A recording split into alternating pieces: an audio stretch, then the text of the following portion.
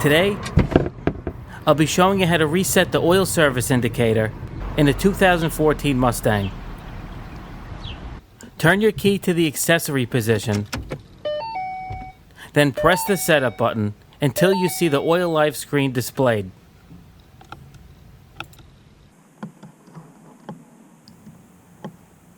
Once the screen appears, hold the Info Reset button until your oil life is restored to 100%.